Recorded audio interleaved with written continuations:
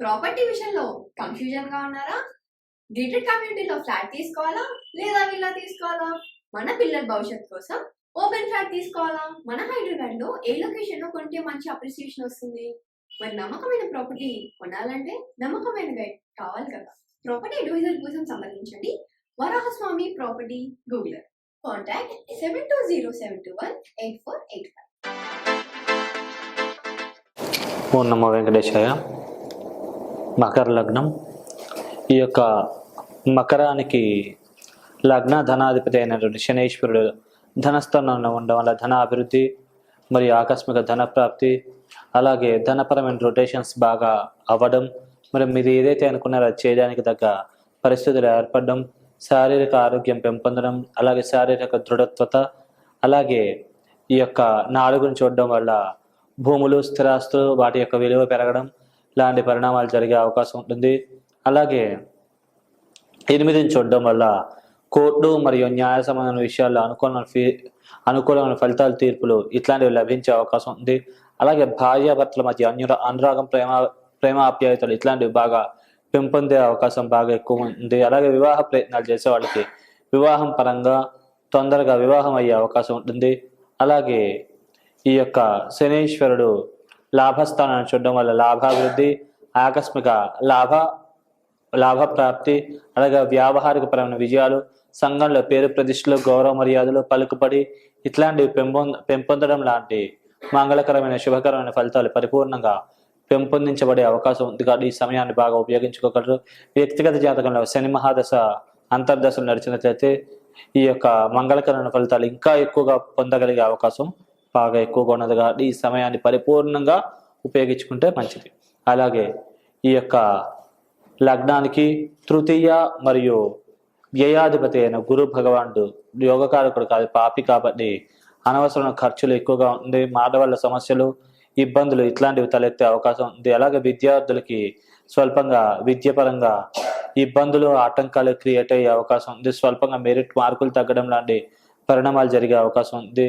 అలాగే మీకు వ్యక్తిగత జాతకం గురుదశలు అంతర్దశలు నడిచినట్లయితే చేద్దాకు వచ్చి కొన్ని లాభాలు మిస్ అవ్వడము, అలాగే శారీరక ఆరోగ్యం కొద్దిగా దెబ్బతిండడం, తీసుకునే నిర్ణయాల తడబాటు ఇట్లా ఇబ్బందులు క్రియేట్ అయ్యే అవకాశం ఉంది.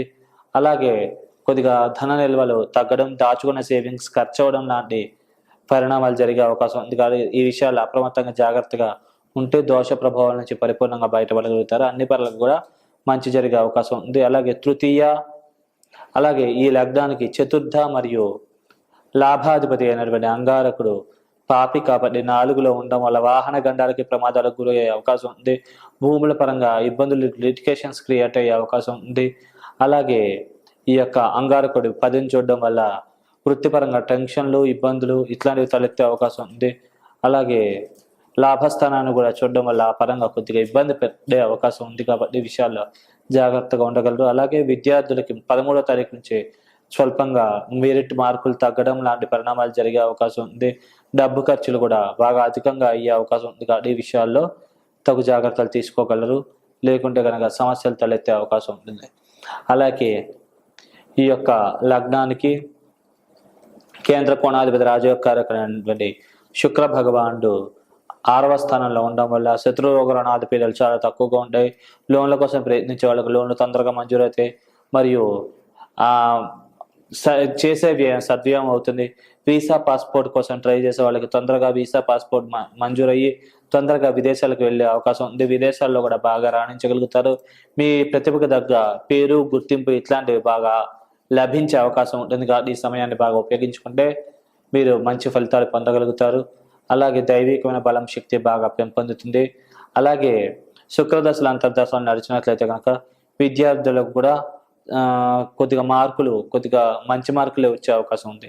అలాగే ఈ లగ్నానికి షష్ఠ మరియు భాగ్యాధిపతి అయినటువంటి బుధ భగవానుడు ఈ యొక్క 7వ స్థానంలో ఉండడం వల్ల వివాహ ప్రయత్నాలు చేసే వాళ్ళకి తొందరగా వివాహం అయ్యే అవకాశం ఉంటుంది. అలాగే వధువు అయితే అనుకూలమైన వరుడైతే అనుకూలమైన వధువు లభించే అవకాశం ఉంటుంది. అలాగే స్టామినా, ఇమ్యూనిటీ ఇట్లాంటివి బాగా పెంపుతుంది. Self confidence పెంపుతుంది. శారీరక దృఢత్వత ఇట్లాంటివి కూడా బాగా పెరిగే అవకాశాలు బాగా ఎక్కువగా ఉన్నాయి. అలాగే నిల్వధనము, భాగ్యాభివృద్ధి మరియు బంగారు ఆభరణాలు బాగా కొనుగోలు చేయడం, కొనుగోలు చేస్తుంటే వాటి యొక్క విలువ పెరగడం లాంటి పరిణామాలు అధికంగా జరిగే అవకాశాలు బాగా ఎక్కువగా ఉన్నాయి. అలాగే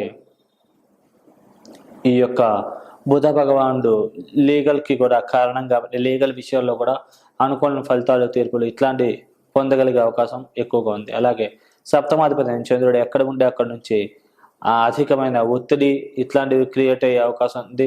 అమంగళకరమైన, అశుభకరమైన ఫలితాలు చంద్రుడు ఇచ్చే అవకాశం ఉంది. కదా చంద్రదశలు, అంతర్దశలు నడిచినట్లయితే కనుక కొద్దిగా జాగ్రత్తగా ఉండాలి.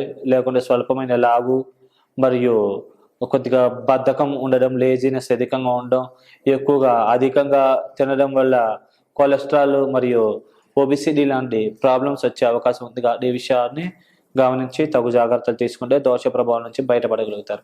అలాగే ఈ యొక్క లగ్నానికి అష్టమాధిపతి అయిన సూర్య భగవానుడు పాపి కాబట్టి కొద్దిగా అమంగళకరమైన, అశుభకరమైన ఫలితాలు ఇచ్చే అవకాశం ఉంది.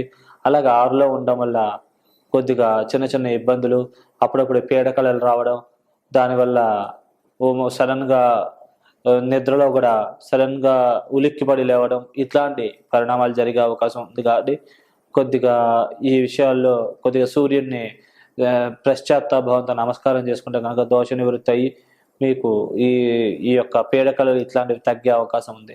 అలాగే ఈ యొక్క మకర లగ్నానికి 3వ ఇంట్లో రాహువు, అలాగే 9వ ఇంట్లో కేతువు ఉండడం వల్ల కేతు మహాదశ 7 సంవత్సరాల ముందు అయిపోయి రాహు మిగిలితే కనుక ఇద్దరు కూడా మంచిగా లాభిస్తారు, మంచిగా యోగిస్తారు. అలాగే ధనం నిల్వలు పెరుగుతాయి, కమ్యూనికేషన్ స్కిల్స్ పెరుగుతాయి, మాట తీరు బాగా మెరుగుపడుతుంది.